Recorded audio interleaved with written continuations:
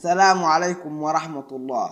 ما موقف بيتكوفيتش من بلايلي بعد رحيله عن الدوري المحلي؟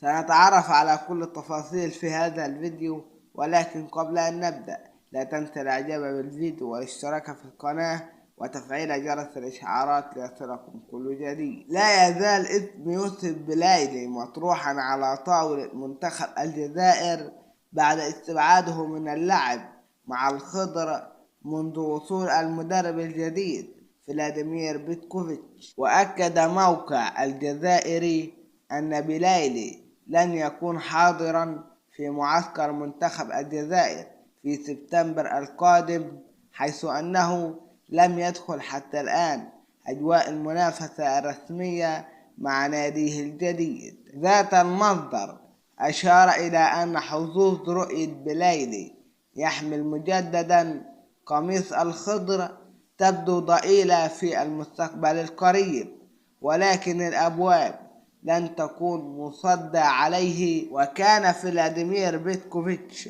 في فترة سابقة راغبا في ضم يوسف بلايلي، ولكن التصرفات الغريبة والمشاكل الكثيرة التي ارتبط بها اسم اللاعب دفعت المدرب السويسري في كل مرة للتراجع عن منحه فرصة جديدة.